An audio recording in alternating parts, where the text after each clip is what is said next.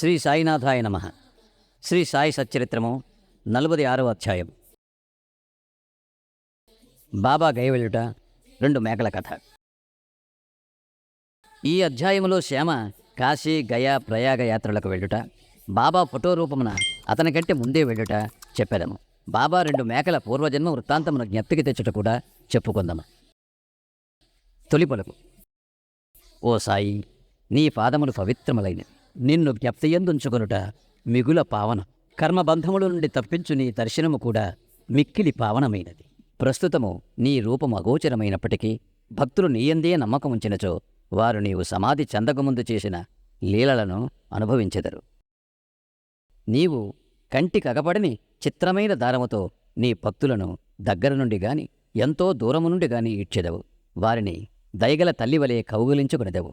నీవెక్కడున్నావో నీ భక్తులకు తెలియదు. కానీ నీవు చతురతతో తీగలను లాగుటచే వారి వెనుకనే నిలబడి తోడ్పడుచున్నావని తొట్టతొదకు గ్రహించెదరు. బుద్ధిమంతులు, జ్ఞానులు, పండితులు అహంకారముచే సంసారమనే కోతులో పడెదరు. కానీ నీవు నీ శక్తి వలన నిరాడంబర భక్తుల రక్షించెదవు. ఆంతరికముగను అదృశ్యముగను ఆటంతయూ నాడెదవు. కానీ దానితో నీకెట్టి సంబంధమూ లేనట్లు కనిపించెదవు. నీవే పనులన్నీయునూ నెరవేర్చుచున్నప్పటికీ ఏమియూ చేయనివాని వలె నటించెదవు. నీ జీవితము ఎవరూ తెలియజాలరు.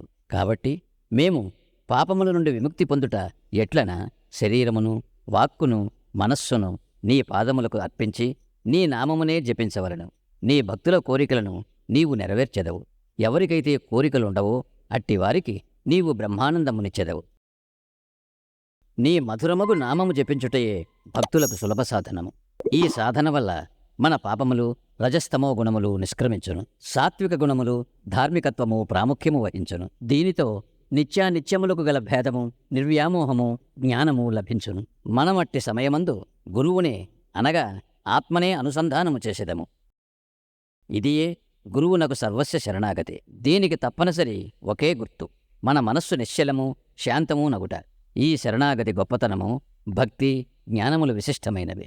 ఎందుకన శాంతి, అభిమానరాహిత్యము, కీర్తి, తదుపరి మోక్షము ఒకటి వెనుక ఇంకొకటి వెన్నంటి వచ్చును. ఒకవేళ బాబా ఎవరైనా భక్తుని ఆమోదించినచో రాత్రింబవళ్ళు అతని చెంతనే ఉండి ఇంటి వద్దను గాని దూరదేశమున గాని వానిని వెంబడించుచుండును. భక్తుడు తన ఇష్టము వచ్చిన చోటునకు పోనిమ్ము. బాబా అచ్చటకు భక్తుని కంటే ముందుగా పోయి ఏదో ఒక ఊహించరాని రూపమున ఉండును. ఈ దిగువ కథ దీనికి ఉదాహరణము. గయయాత్ర. బాబాతో పరిచయం కలిగిన కొన్నాళ్ల తర్వాత కాకాసాహెబ్ తన పెద్ద కుమారుడు బాబు ఉపనయనము నాగపూర్లో నిశ్చయించెను. సుమారదే సమయమందు నానాసాహెబ్ చాందోర్కర్ తన పెద్ద కుమారుని వివాహము గ్వాలియర్లో నిశ్చయించుకునేను. కాకాసాహెబ్, నానాసాహెబ్ చాందోర్కరులిద్దరూ షిరిడీకి వచ్చి బాబాను ప్రేమతో ఆ శుభకార్యములకు ఆహ్వానించిరి. శ్యామాను తన ప్రతినిధిగా తీసుకుని వెళ్ళుడని బాబా నుడివెను.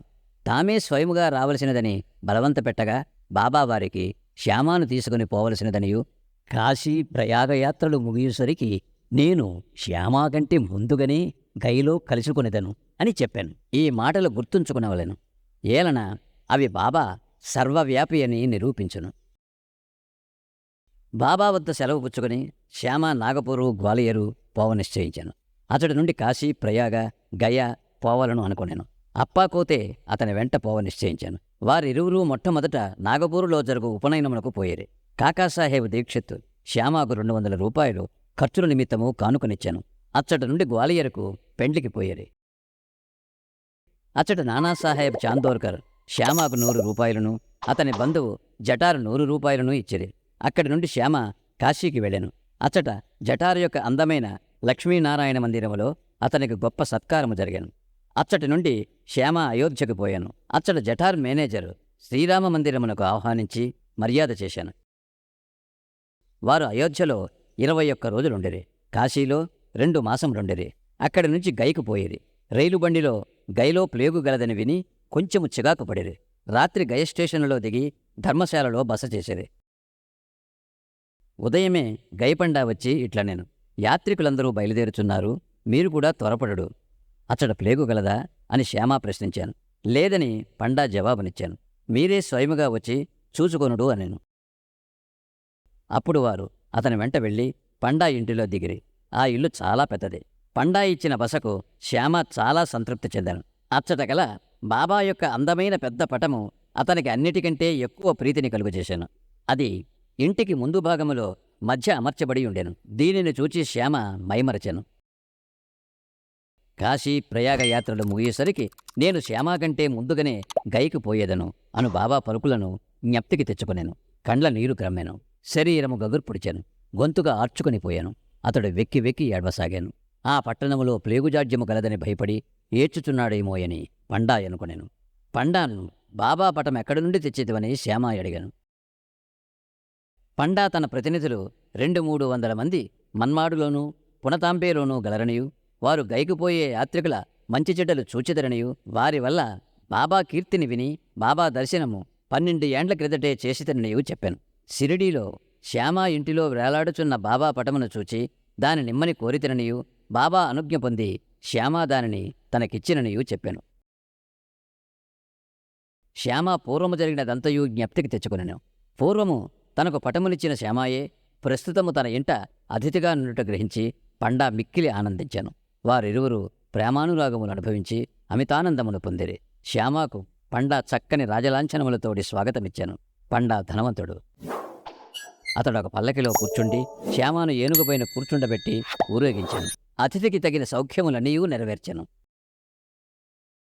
ఈ కథ వల్ల నేర్చుకునవలసిన నీతి: బాబా మాటలు అక్షరాల సత్యములనియు, బాబాకు తన భక్తులయందు గల ప్రేమ అమితమనియు తెలియచున్నది.